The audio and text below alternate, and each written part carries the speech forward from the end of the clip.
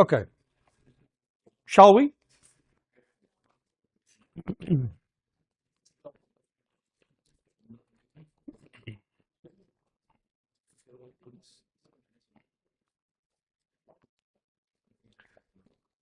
Well, today my goal is to discuss mostly software design in the context of Android applications, specifically how to deal with state. Okay, we first and foremost we need to understand what kinds of state there are. Why is that? Because that determines how we address it, how we handle it. Okay, several of you have already asked me several questions regarding this, so my goal today is to start to address that.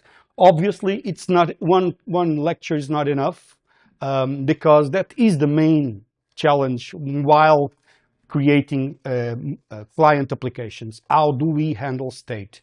How do we interact with backends? How do we get that information? How we handle it? Okay, where do we store it?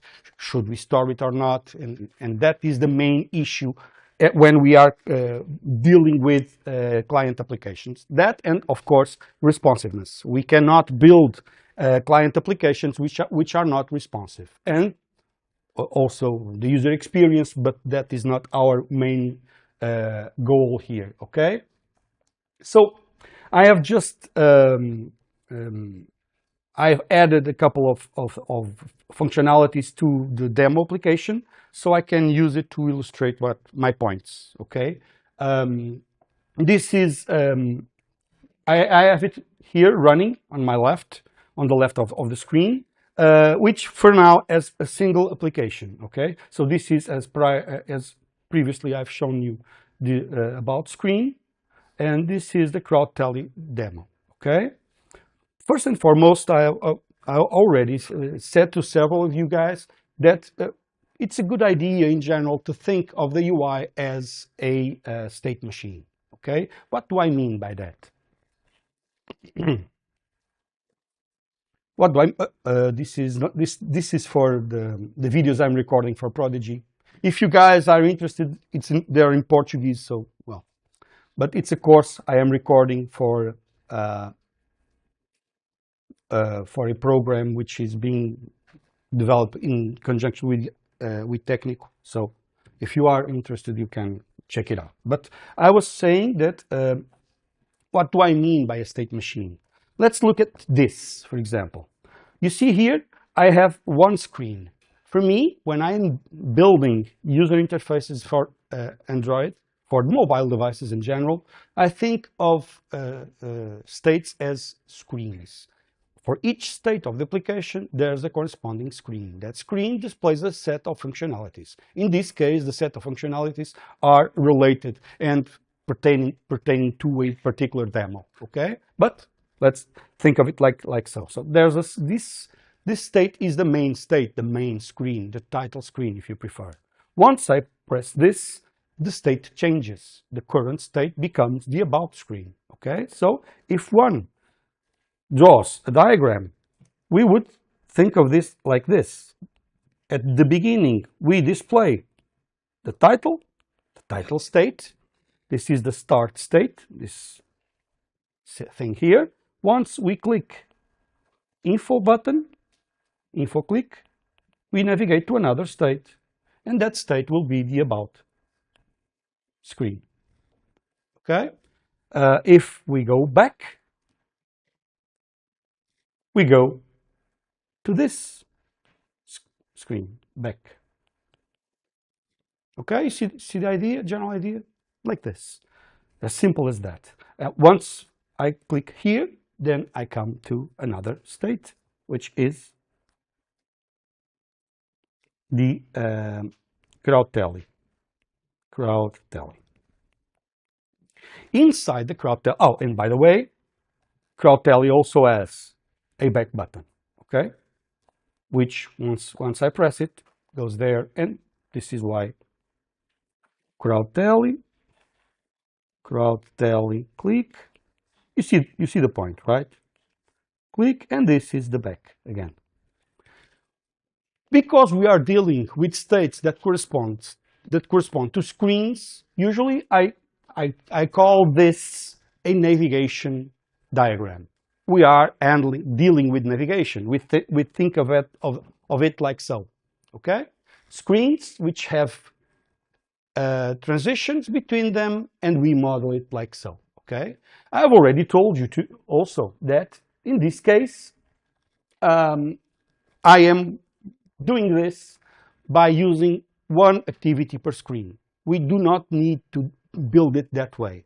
I simply prefer to start our course like so. Okay, why is that? Because it enables us to understand better the Android programming model. That's why. Okay, but several of you, the world is open. You have Windows for the world. You look at the documentation, many examples, and you guys see navhosts and whatever and whatnot. So you can use them, but understand that those are merely alternatives to navigation, alternative ways to do the navigation between screens. Okay, why are there several alternatives? Because, for instance, Compose is targeting multi-platform. It intends to have support for multi-platform, and navigation in Android in native Android is different from navigation in iOS.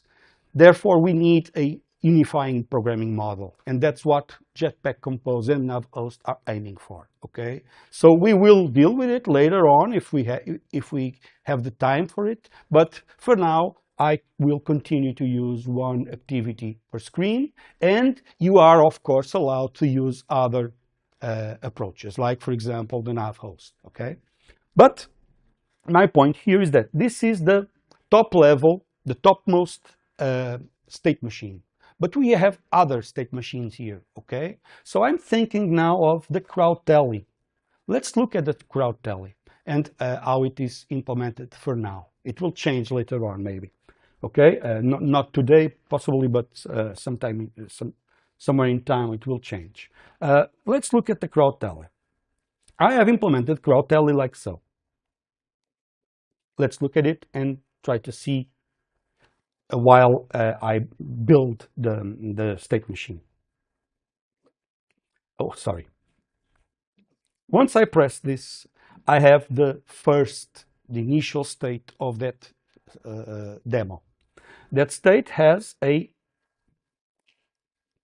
counter, which I can increase or decrease. Okay, the decrease button is disabled because we are at the lowest possible value of the counter. Again, the plus sign, okay, once I press it, it increments until I get to the topmost possible value, which is by default 1000. I will not press 1000 times the button. Okay, relax. I will not. But if I go here, you see, for now, but if I go here, a new screen appears, and that screen states which is the capacity. Okay, 10. I will say it 10. Okay, and now you notice that the counter returned to 0. That was a choice, a design choice. It can be different, okay? But in this case, I chose to do this way, so I can illustrate what I want.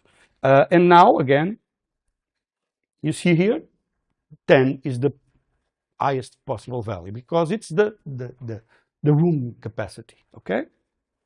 But here I want to illustrate there are two states. This is the first state in which I am counting, and this is the other state in which I am setting the configuration values, okay?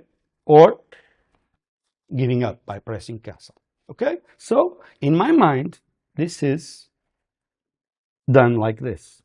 So in that demo, there's a main state, which is counting.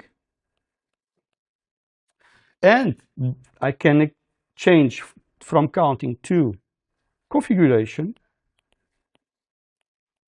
if I press the settings button. Okay? If once I press save or cancel, I transition to the counting state again, either by setting the new capacity or by leaving it unchanged. Okay? Follow me? As simple as that. So ideally, I have this in my code. I see this state machine directly in the code. Let me also tell you that this corresponds to a view, and this corresponds to another view. Okay, for each view, for each state, I have a different view. And the view represents what is displayed on the screen. Okay, this is the screen. As seen here, it's a state machine inside this state of the overall state machine. Are you following me? Okay, great. So let's look at the code. And the code has exactly these ideas. And also it handles state, okay, in several points. So when I look at the code, let me just build another diagram so we can understand where state is. I have already told you that ideally we deal with stateless composables. Why is that? Because a stateless composable is the most simple thing that we are dealing here. Okay, it's something that it's a function of data that produces the UI according to that data, as simple as that, and generates events by stating which are the intentions of the user. Okay, these are the most elementary pieces of code we have when we are building a UI. Okay, but without state we cannot build this user experience. Okay, there's state there, the counter value, right? And also there's state here, the new capacity value. Okay, so we must have state. Where do we put it? Okay, and the answer is the answer that you already have for sure listened to many times. It depends. Okay, and it's the answer that makes our job required, because it depends and we must make decisions. Okay, so let's look at how we are implementing this. Oh, by the way, I have here also the tests. Okay, tests I will mention what kinds of tests I am building here. Okay, but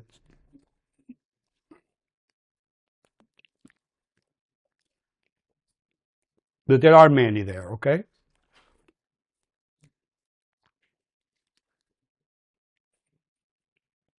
great. So this is the setup for me, for enabling me to show you the code. Okay, it's running, many tests there. I will share them with you, look at them, see what is my strategy to test here. Okay, check it out. But there you are, the tests. Let's look now at the code. So as I have stated, let's look at the state machine again. What is the topmost information of this user experience? This state machine, right? So this is an important idea when we are building software, designing software. The topmost level ideas must be observable at the topmost level pieces of code. What are the topmost level pieces of code we have in our solution? Activities. So this should be observable at that level. Okay, so let's see. I should have a title activity, I should have an about activity, and I should have a crowd tally activity. Is that so? Is that right? Yep. Here it is, crowd tally activity, about activity, and main activity. Okay, for each of them, there's exactly one screen. The about screen, the main screen, and the count view, the crowd tally screen. Okay, where do we expect to see navigation? Well, there, main activity, and there it is. Handle navigation. There it is, right? And here, CrowdTally activity, well, there it is, on back navigation. The other is not navigation between activities. It's internal navigation. It's, remember, this state machine. Okay? This state machine is handled by the screen itself. Let's see how we do it. So once I dive in the CrowdTally screen, I see this.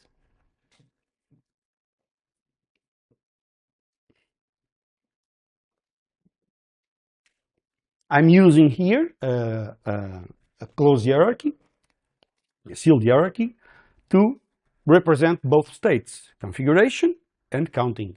Each state corresponds to a different screen, okay? Different view, sorry. So the CrowdTally screen is the host of that state machine. It has, when the observed state is counting, it displays a counting view. When the observed state is configuration, it displays a configuration view.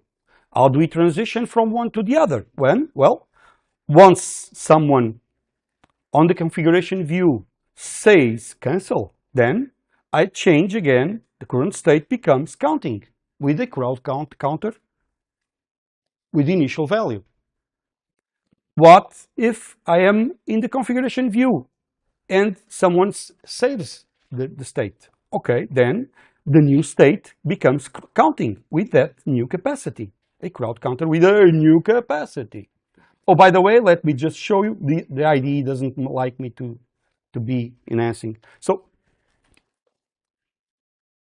I want to address this now. Let me just run it.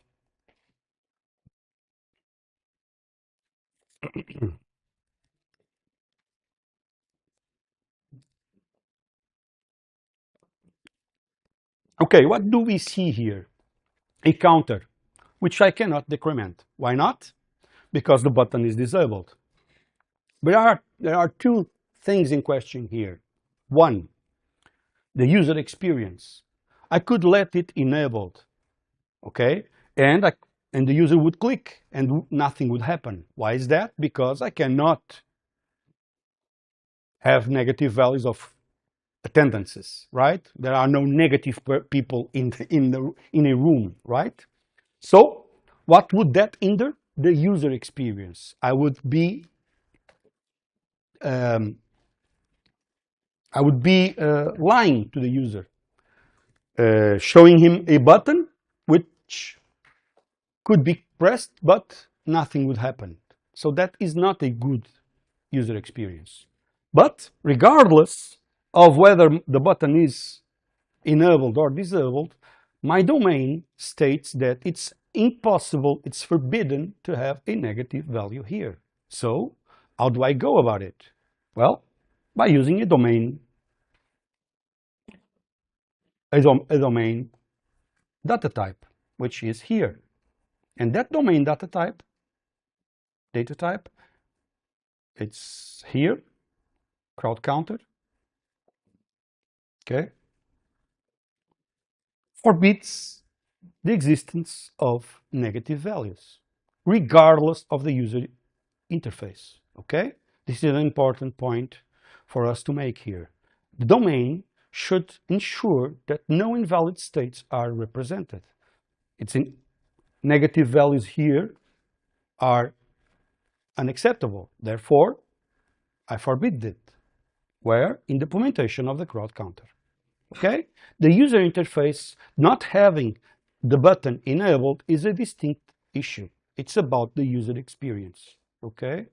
Many times people ask me, but Professor, why is that if there's no button to decrement the value, why are we concerned with preventing those values to become negative? Because there are two distinct things. One is the domain and the domain representations, and the other is the user experience. Okay, so this goes for what you guys are building. You should build your domain data types and make sure those domain data types only have acceptable representations, acceptable values within your domain.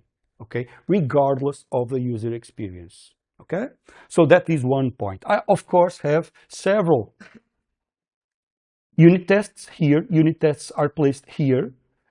Instrumented tests are placed here. The difference is unit tests do not require an Android device to run. Instrumented tests do. Okay, so here they are, the crowd counter tests. Yes, please. Maybe my question will take. I need to know, understand what is happening because I have a model view model architecture. Mm-hmm. And so in the counter value, counter is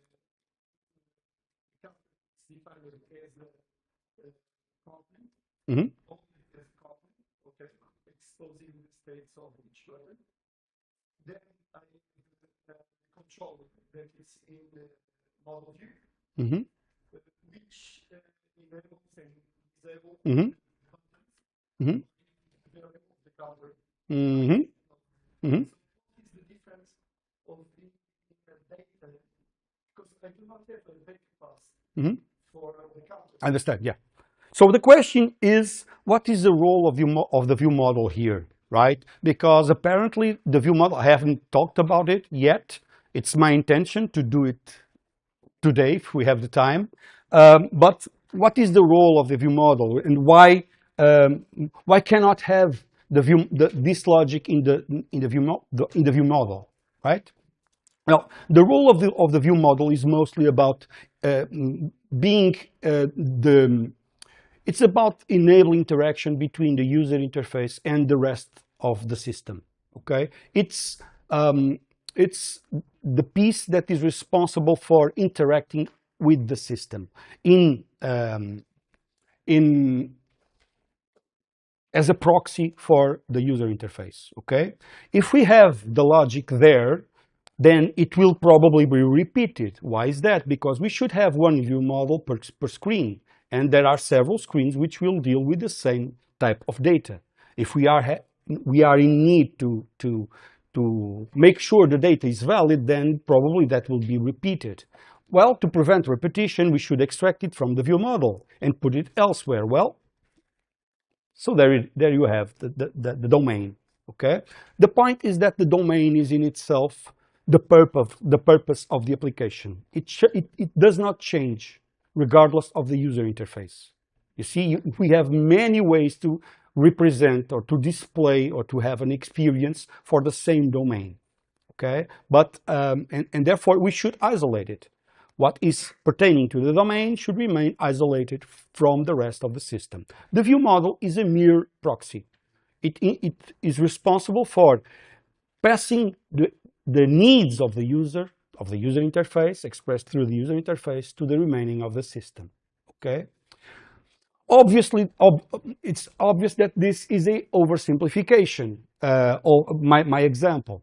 Okay, so this is a simplistic example, and it's difficult to argue if we need such complexity of design here.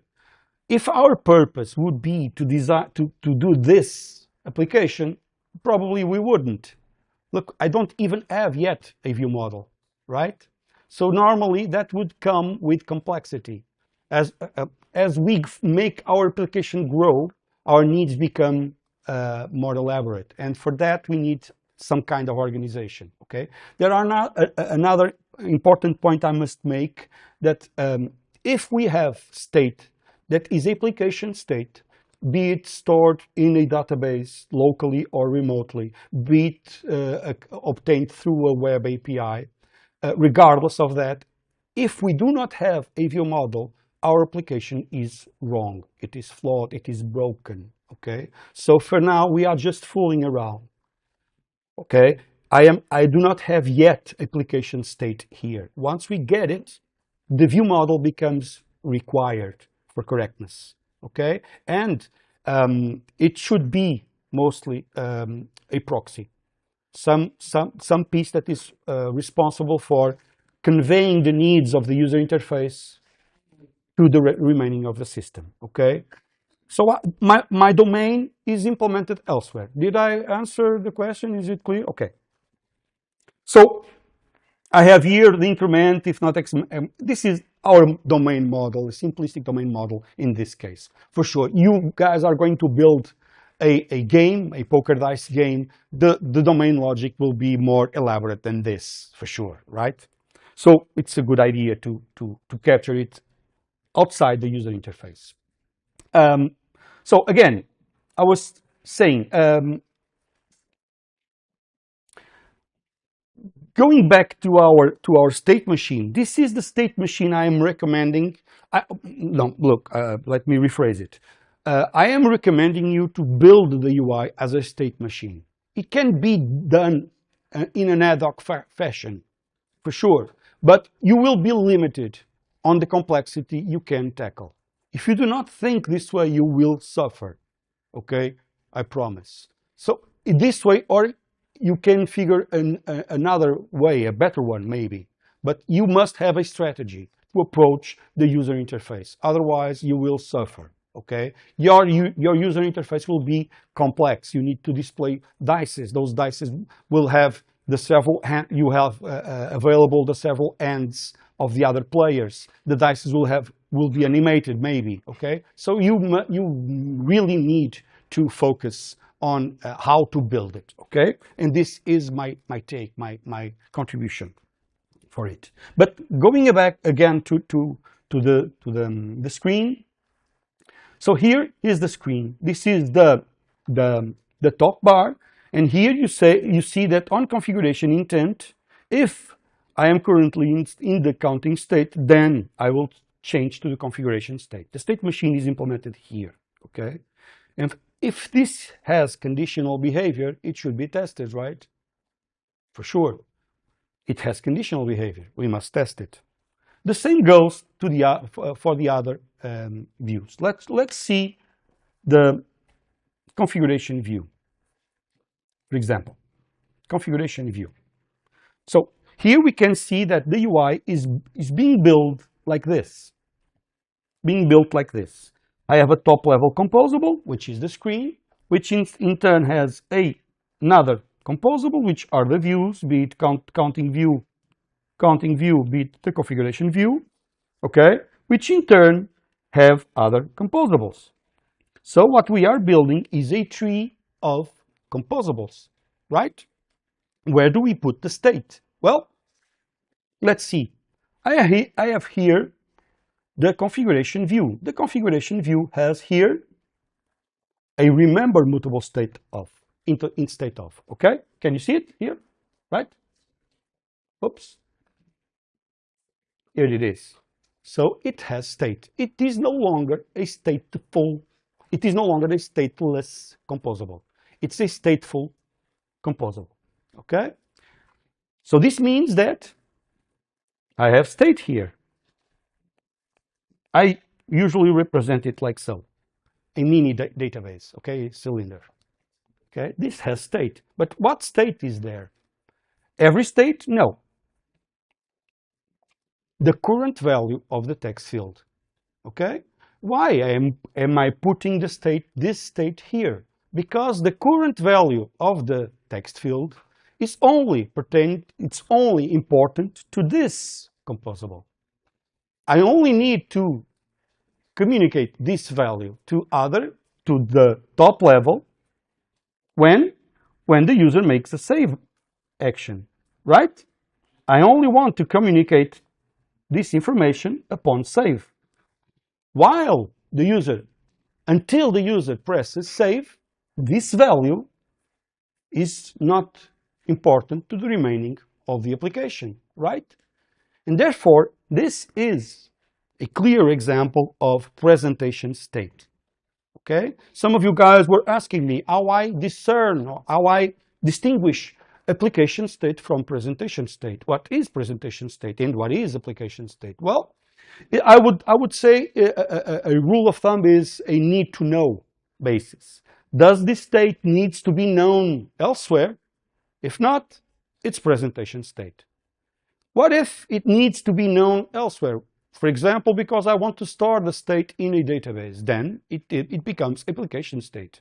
Application state is not handled by the UI. application state is stored elsewhere, handled elsewhere, okay? Not in the view model, okay? The view model is about holding the UI state. I will elaborate on that later on. But you see the idea here? This is presentation state, okay, guys? Once I press save,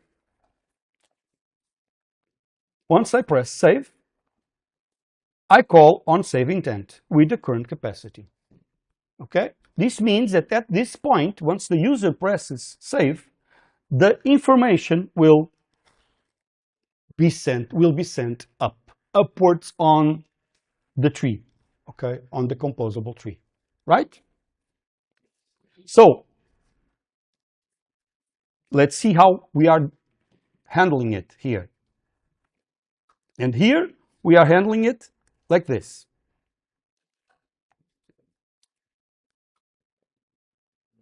On save intent and on. I am using that information to change the current state of this screen and saying that now I am on the counting state. And because I am on the counting state and I have changed this, where is the remember? Here it is. The UI updates accordingly.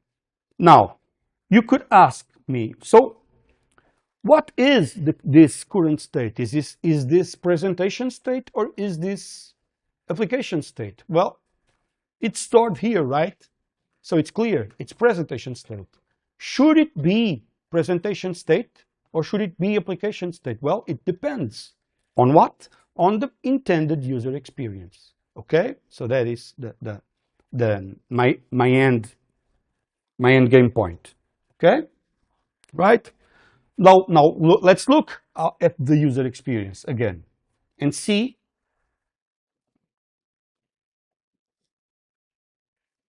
So here,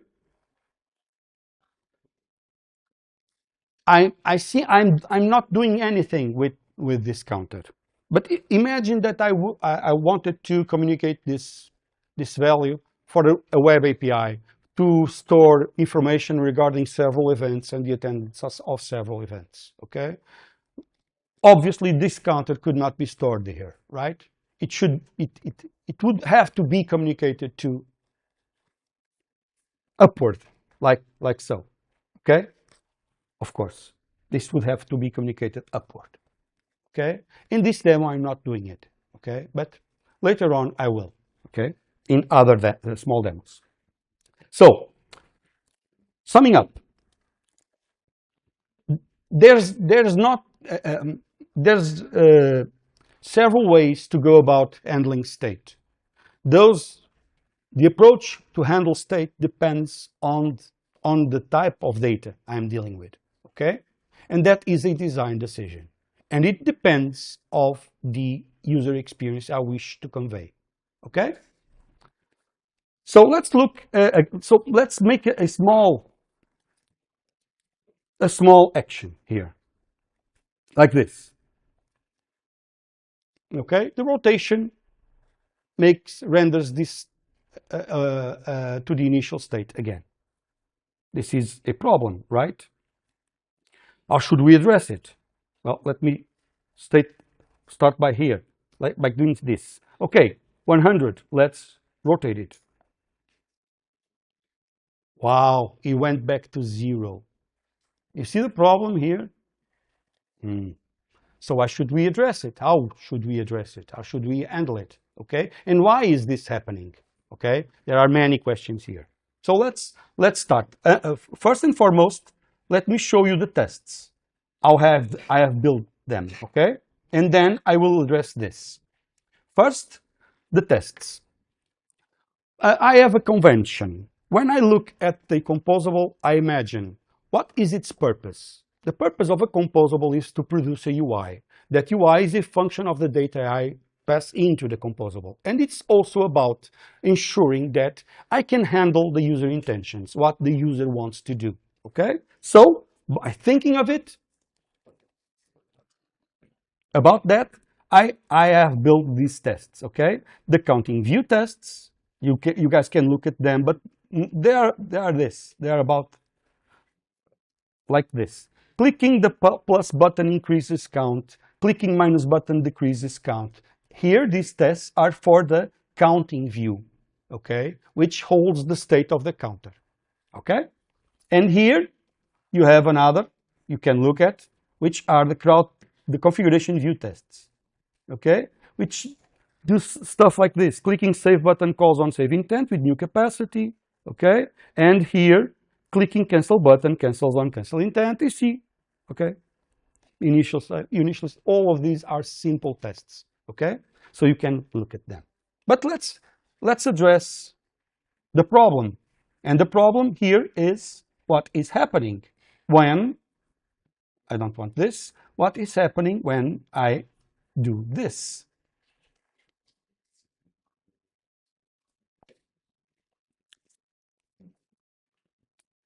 Oops. I've told you guys already that there's a joke which states that Android development is easy until we rotate the screen, okay? Actually, it's not about rotating the screen.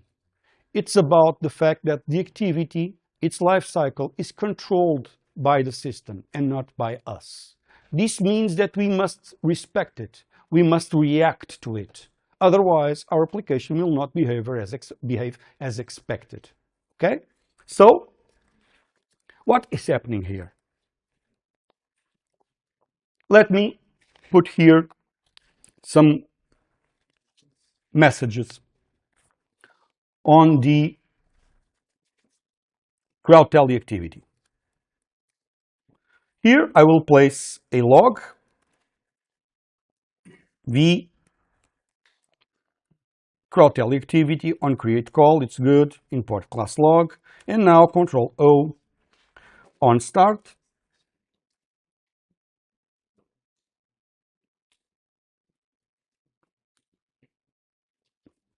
Okay, here it is. Let me again put here. Let me put here again on create, not on start. Okay, let me also Control O on stop. On stop. These are lifecycle callbacks. These callbacks are called whenever the activity changes state. Okay, the state of the activity is related to its usage of the screen. An activity is said to be started if it owns the screen. The activity is said to be stopped if it does not own the screen. It has nothing to do of being running or not. Okay, it's not about CPU usage. Okay, it's important to understand that. It's about owning or not the screen, being visible or not. Okay, so I will put these here and again override on this try. I like it. Okay, I will place the same information on the main activity. Okay, but now I will use main activity on the I don't like it. PDM demo. This will be main activity. Okay, I will put it here. This is on start. This is on stop. Okay, this is on destroy. And here we will use constval tag equals PDM demo. Okay, I will use the same tag everywhere so I can see all the messages together and we can understand what's happening here.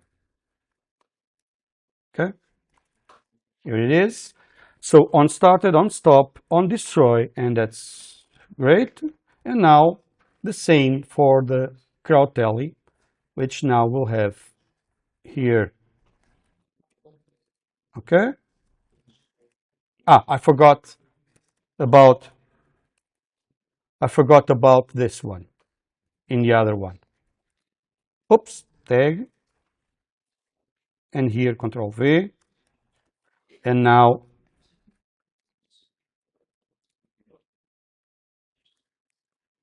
okay.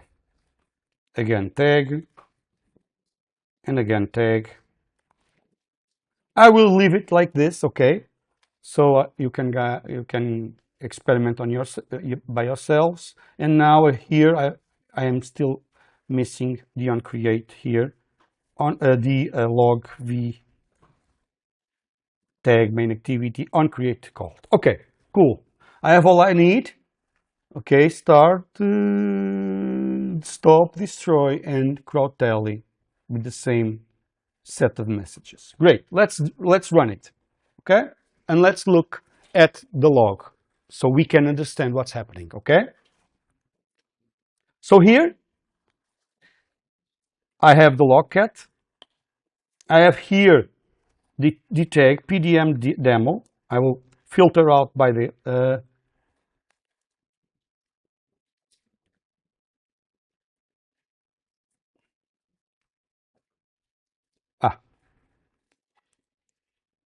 okay. Let me just do this so I can.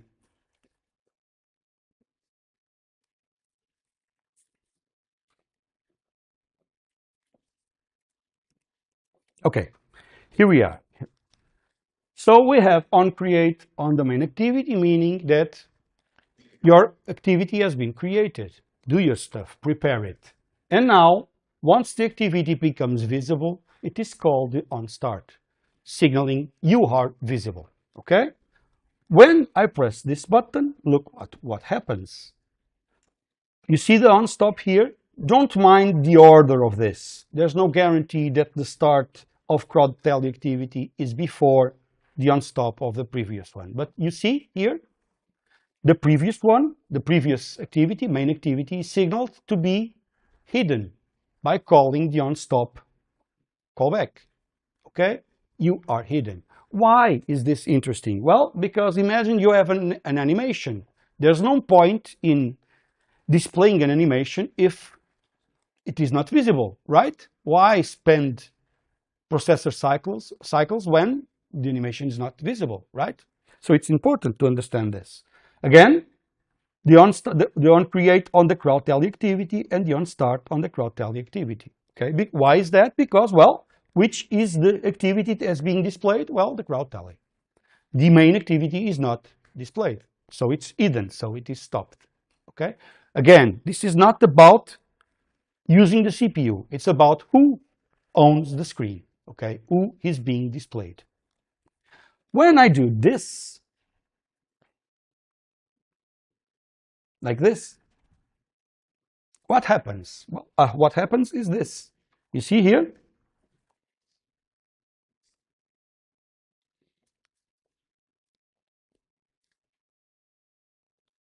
The activity is destroyed. It's discarded. And so, and with it, the state it was holding, right? Everything was thrown away and rebuilt. This is why the counter goes back to 0, okay? The same applies when, well, the same applies here, right? 10. And I do this. Oops. You see? The state was discarded. The only thing that remained was this state machine here, which is the activity to be displayed, right? Because the system holds that state, which is the activity being displayed. And therefore, the activity is presented at its initial state, meaning on the counting state with a 0 counter with 1000 capacity. You You understand what's happening here? Okay. So this is about state. There are several ways to deal with it. For example, using remember savable. I think I've shown you already. Remember savable can be used to save presentation state. But that's not the only issue here. Okay? Imagine that you are sending this data or fetching some data to a remote endpoint, for example, a web API. What happens if, by any chance, there's a reconfiguration while we are doing it? Okay? What happens? Let me elaborate on it. Several of you already started to ask me, how should I interact with the remaining of the system? And I have answered, well, you can start by thinking of services, abstract constructions that represent the needs of the UI. And, for example, the needs of the application to service the user experience meaning. So that service would be something like this. Later on, I will start to build another application, which I will name joke of the day. Joke. Okay? Joke of the day. It's a simple demo that fetches a joke from a remote API and displays it. Okay? There's obviously a domain here, which I will represent here. And that domain is comprised at least of a service, which I will joke of day service.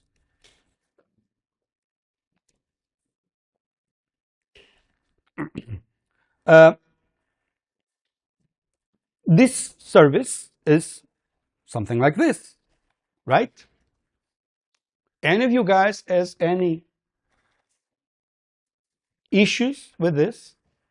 And somewhere in my UI, I would call this, right? Any of you guys has some issue with it? Or is it fine like this? You understand my question? Is this an adequate abstraction of the service get joke of the day, which fetches from a remote API? I don't matter which one, it doesn't matter which one for now, but it fetches it and returns the string. Later on, I will make this a joke, okay? Because a joke will have an author, and probably that would be a data class joke with, no, not like this, joke content and source, author or source. Something like this.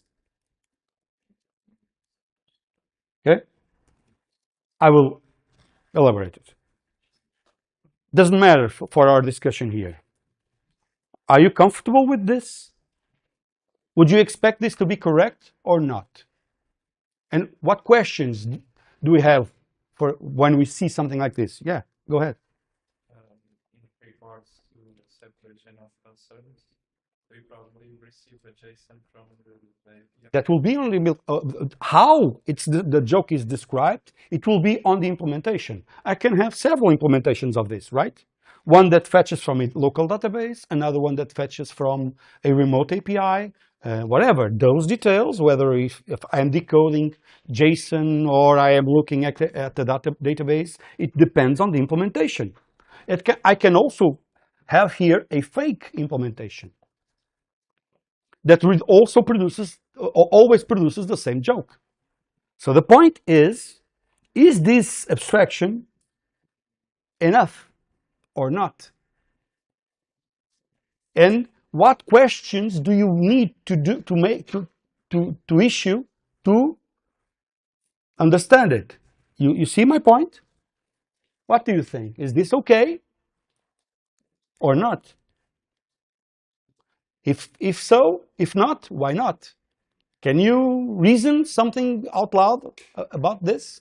Apparently it looks good, right? Well, it's a function that gets the joke of the day and returns it. What's the problem with this, right? How it's done, it doesn't matter. It depends on the implementation of the service. But is this enough or not? Well, I have just said to you, it involves input-output, right? If it involves input-output, yeah, you will see. Oh, no, yeah.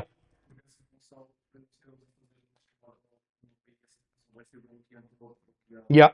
So the answer is, well, if this is something that represents input-output, then, like this, it seems to be a blocking input-output, right? Can we have it? I haven't told you about it yet.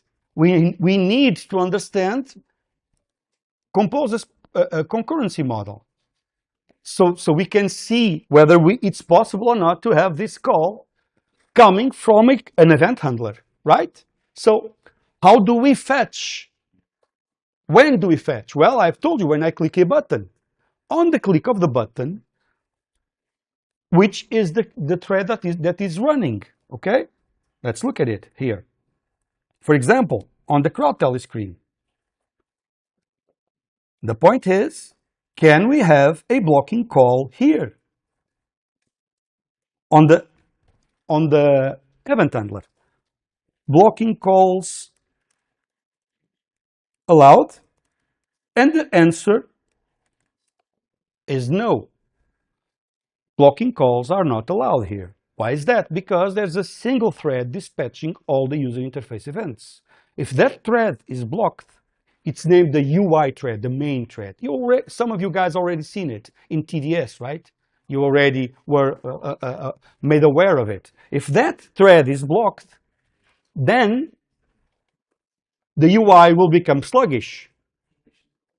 How do you address it? Who have already had the course on concurrent programming?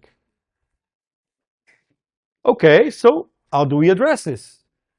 Is this an adequate representation or not?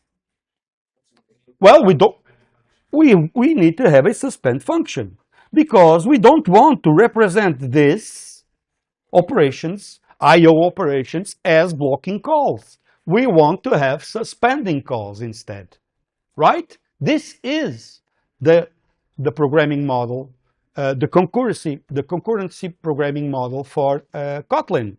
Well, Android's concurrency model is based on Kotlin's. So, great, we will have suspending functions to represent input-output.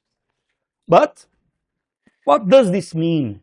This means that while the call is being made, okay, while the call is being made, there's a chance the activity goes away, right?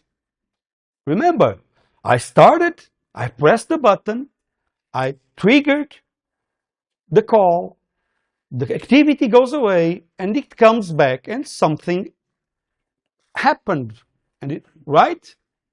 Because between the moment where I have dispatched the call initially and when the result became available, the activity changed. It's another instance, okay? This results in many problems. Activities are not adequate hosts for asynchronous calls, okay? This is why another element has emerged in Android's programming model, and that element is the view model. The view model is not about style or design. I know, I'm aware that there's a name for a pattern. The name is model view model. I am aware, but they used the name of view model to put it here to address this problem. Prior to this, we had to handle it by hand with something that are retained fragments and some other tricks, okay? This was actually a problem. So we need to have a view model. And my rule of thumb is this: for each activity, I have a different view model. If you guys only have a single activity in your application, And if you only use one view model, then you will have a problem. That view model will grow beyond your ability to understand it, okay? So it's a good idea in general to have one view model per screen, okay? One view model per screen. How do we get a view model? Easy. Well, where will we put here a view model? Apparently in the CrowdTel it makes sense to have a view model, right? I will put it here, okay? Let's put a view model here. Why is that? Because, well, if by any chance I want to preserve state between the reconfigurations and foremost I want to communicate the state of the counter to a remote web API or elsewhere, I need a view model. Let's do that then. So the CrowdTel application will have a view model. In particular, the CrowdTel activity. Okay, new CrowdTel activity. Let's build here a CrowdTel view model. Well, it's a single view model for all my demo. CrowdTel, I know, but it's a small demo. Okay, comprised of a single activity. CrowdTel view model. Building a view model is creating a class that derives from view model. Android X lifecycle, you see?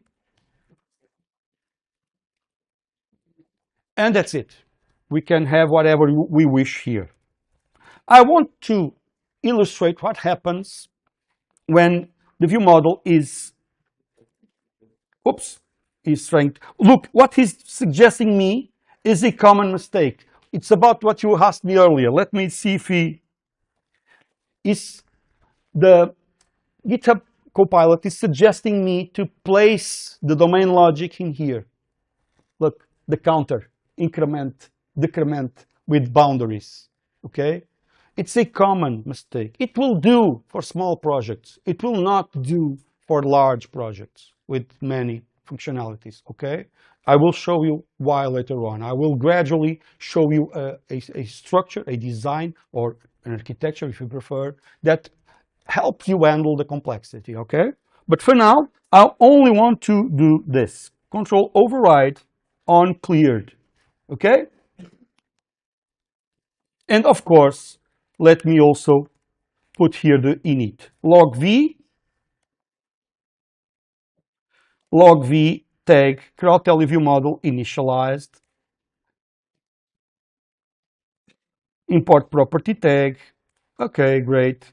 And here, it's only about displaying these messages so we can understand what's happening and when. Okay? Simple as that. We would not need them otherwise on our example. So now I need to get this view model. Okay? Where do I get it? Well, I've told you, for each activity, and it's a design decision for me. For my activity, I will have a view model here. CrowdTel activity. Okay? The CrowdTel activity will have a view model. Private val the view model. Probably you have already seen this many times. I don't want this. I don't want this. I want this. Oh, by the way, I will start by this. View models of type CrowdTel view model. Alt enter import class, and it's done. Okay? So this is a factory function that produces the view model for this view model store owner. I will elaborate later on what does it mean to be a view model store owner, okay? But for now, remember, this makes sure that the view model is only created once for this activity. Let me show you, okay?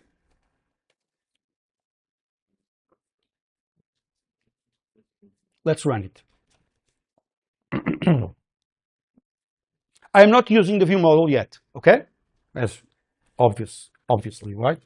So let's see here the logcat, and let's, okay, start it here, great. Now I have the CrowdTel. You see here, on create called, on stopped called, and I don't have the view model yet. Why is that? Well, we must look further into this. Apparently, the view model was not created, right? Oh, darn. That was all fine and dandy, but it was not created. Why is that? Well, because, and this is important, the view model is only created upon first access. This returns a lazy. Look here, you see that? Can you see it? The lazy VM. Okay, so this is of type lazy. It's like me. I'm also a bit lazy for the stuff I don't appreciate doing. Right? See, this means that this returns a lazy, which will be only initialized on first access. If you look at this code, it will display you that. It will show you that. Okay? Okay, great. This is why we use here a by and using delegation. So I can use the view model directly instead of having to go through the lazy value. Okay? And here I will use the view model to do something. Doesn't matter. View model, do stuff. Okay? Like so. I don't have a do stuff. I will add it. Doesn't matter. So the compiler, fun, do stuff, doing stuff. Okay? Let's see it now in action. So here it is, joke of the service. We will deal with it later then. I will close it. It was just about the motivation. Throttle the activity. Great. I can close this too. And now let's run it here. Okay. I am.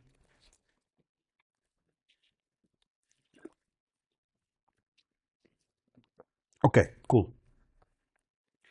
Throttle demo. Let's look at the Logcat. And here it is. You see it? Now, let's recreate it. Let's rotate. You do not see CrowdTel view model be initialized again. Okay? What does this mean? That it's the same view model instance. The activity is a new instance, a new object, but the view model is not. Okay? This means that the view model survives the reconfiguration. What does this mean? That it cannot have anything pertaining to that configuration. It cannot hold text that will be displayed on the UI. Why is that? Because text is localized, right? And one configuration change is the language. It cannot hold anything that will be directly displayed. Okay? So what does it have? Well, the view model will pose as the proxy for the rest of the system. And this is a design decision, my proposal. And maybe it should host the screen state machine, like so. Okay? You understood it? You saw it in action? So the view model is maintained. It's not a different instance, meaning that if I have state stored there, it will survive the reconfiguration. Okay? But I don't... okay? So my first action now will be, okay, cool. So apparently the view model serves as something that transcends the activity it's associated with. Nice. So maybe I can have the state machine, this state machine, stored in the view model, right? And pass it in to the composable. Meaning, maybe I will hoist this up, and if I have, let me just So I have an activity, its associated view model, and I have here the composable, the root composable, it's a composable, the different views, the view, the configuration view, config, and the counting. This as state, right? The state machine. What if I put this state here? Right? Nice, it looks good. I take the state which implements this state machine and place it here, hoisting it, lifting it up to the view model. Nice. So my view model becomes the host of the state machine for the current screen. Okay, nice. Let's do this. So the CrowdTele view model holds the state of I'm not sure if I'm able to finish this, okay, but I will, and I will publish it so you guys can see it before the practical class, okay? Don't worry. But my goal here is to pick this up, the CrowdTele screen, pick this up,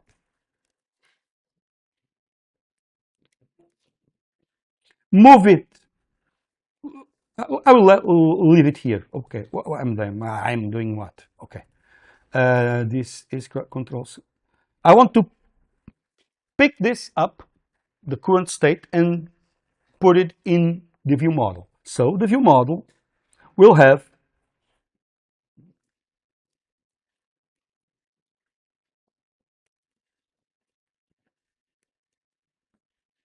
which is of type CrowdTele screen state.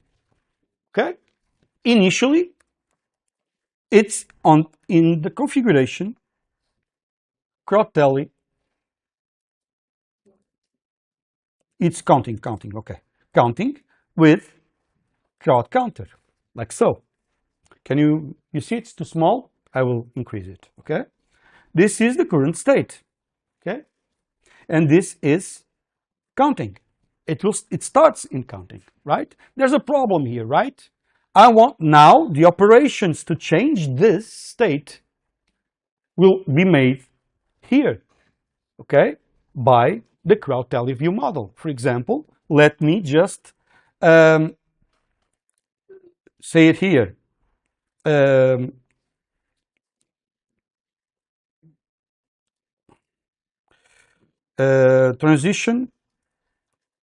Transition or configure, okay. Configure. This will do what? Well, this will do current state equals, you see, equals CrowdTele screen state dot configuration, okay, with the capacity I receive here. Well, capacity, okay. Oops. Capacity. I like it like this, current capacity. Okay. And current state, current state. This is for property. Okay. Current state. He wants me to, hey, current state is eval. Okay, you're right, eval. What is my expectation? That once I change this, the UI automatically updates, right? It would be nice. Why is that? Because I changed the current state. It should update. Okay, then. For now, we will use here immutable state.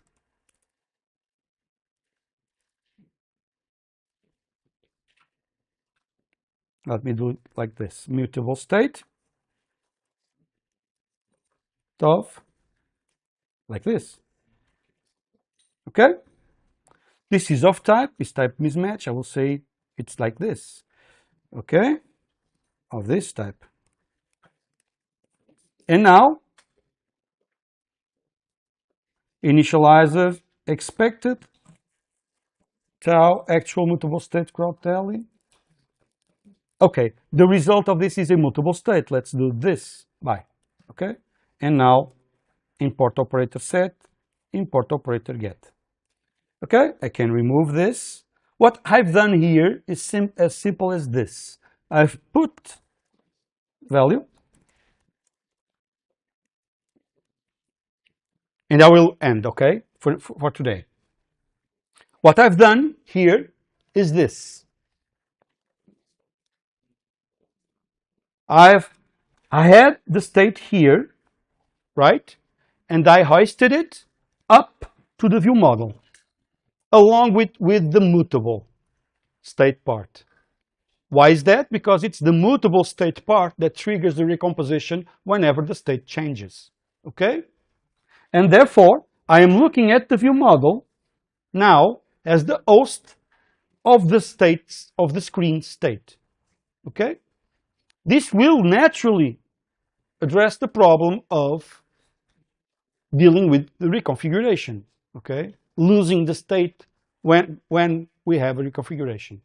Okay, guys? So, summing up, we are only at the beginning of how to handle state in this type of applications, okay?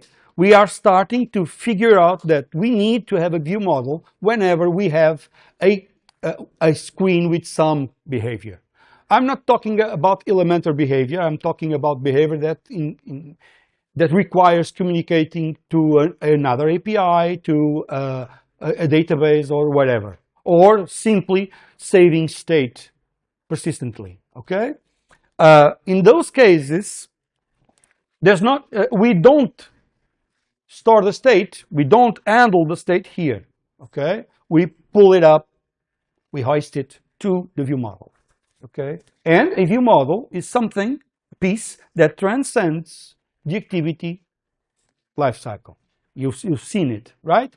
I have made the reconfiguration, the view model was kept alive, and the activity was destroyed and recreated, okay? This is exactly why we will be using a view model. By the way, you noticed, right? This is a factory function that at the beginning creates the view model, but further on it does not create it. It fetches it, okay? Fetches the existing instance and places it here, okay? It's not always created a new view model. Okay, guys? Well, that's it. I will add the finishing touches, okay, to this. I will publish it, and we will address it in the next practical class. And I will pick this up and continue from here on Monday. Okay. So, but for now, my recommendation is: you have many screens, right? For each screen, a view model. For each view model, think of it as the host of that screen's state machine, like so, like this. And now, just finish up, sorry guys. Now, this is immutable state. Later on, it will be a flow. Okay? Why is that? Because these operations will be asynchronous in nature. They will communicate with the backend. And therefore, we will have here a flow, but in time. Okay, guys? Bye. See you next class. I must go to the other one. Yeah, please. Força. Aquele botão tipo de voltar para trás é tipo obrigatório no trabalho? Não, é só depende da experiência de utilização. É vossa, vocês é que sabem. Eu estou aqui a mostrar como é que se faz, ir para a frente, andar para trás, de acordo com aquilo que eu quero mostrar aqui, não é? O meu andamento da aula. Mas os detalhes da navegação são vossos, vocês podem decidir como queiram, está bem? Não é como queiram. Não... Tenham em consideração a correção, tem que estar certo e tem que estar tratável intelectualmente. É isso que eu também estou a tentar fazer, a ajudar a organizar a coisa. Está bem? Para trás, tipo, aquilo já fica feito por default. Claro. Eu também não faço grande coisa aqui. Faço back porque tenho os gestures do device. Eu não preciso estar a pôr um botão, não. Eu puxo só para mostrar o finish, para mostrar que aquilo não é um Start Activity. Eu ainda não fui com grande detalhe a isso, o que é que acontece às activities quando eu estou a empilhá-las umas nas outras, mas hei de lá voltar, está bem? Está bem? Vá, força. Digam, vou só aqui parar isto. Malta, fiquem bem. Diz. O que eu estava a falar dos flows, o que eu estava a mencionar é os state flows. Sim, Assim, sim, ok. sim. É isso mesmo. Portanto, provavelmente vocês estão a ver já exemplos. Sim, eu vi um. Tem coisas dessas. Vi um model. Calma, a gente está de... Para já, o que eu quero que vocês percebam é que o View Model serve como de interlocutor entre a nossa UI e o resto do sistema. O linking. Eu acho que a palavra que o professor queria chegar era proxy linking. Ligar uma coisa. Eu aqui uso interlocutor, em português uso interlocutor. Estava com dificuldade em encontrar a palavra em inglês e olha, usei. Mas o proxy também faz sentido, porque é o representante do resto do sistema para a UI, ok? Portanto também fica resolvido. Mas isso é só o início da história. Agora a gente precisa de continuar o resto da história, nomeadamente fica bem, Loder. Nomeadamente, vou fazer live TDS, Tom. Se conseguir sair daqui. Nomeadamente, tenho que parar isto.